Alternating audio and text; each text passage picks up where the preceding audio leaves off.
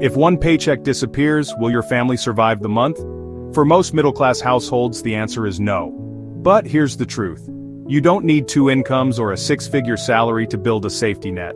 Today, I'll show you exactly how to create a 3-month emergency fund, even if you're living on just one income.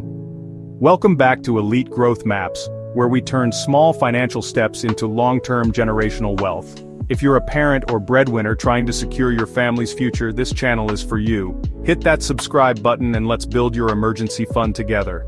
Life is unpredictable. Medical bills, car repairs, or sudden job loss can happen when you least expect it. Without an emergency fund, most families turn to high-interest credit cards or loans. That creates a cycle of debt that drains future wealth.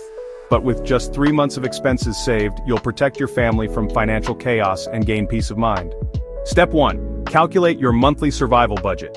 Not your lifestyle budget, but the essentials: housing, groceries, utilities, transportation, and debt minimums. Add these up.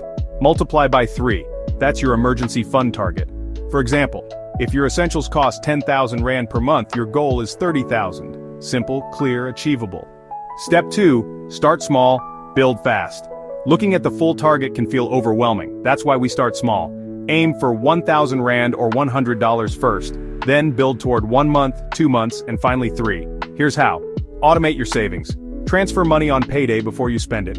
Use a dedicated savings account, not your daily spending account. Sell unused items like old electronics, clothes, or furniture.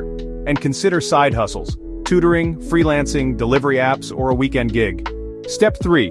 Cut costs without cutting life. You don't need to live miserably to save money. Focus on hidden leaks. Cancel unused subscriptions. Cook at home instead of eating out.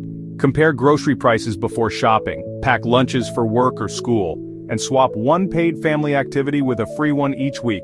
Even saving 50 Rand or $5 a day adds up to 1,500 Rand or $150 a month. That's 1 month of emergency savings in just 10 months, without needing a raise. Step 4. Involve the whole family. Building an emergency fund works best when everyone is on board. Teach your kids about money by giving them a mini savings challenge. Involve your partner in weekly budget reviews. Saving becomes a team effort, and everyone feels the progress. Step 5. Protect and grow it. Once you've saved 1 month, protect it. Keep it in a safe, separate account. Ideally a high-interest savings account. Don't invest it in risky assets.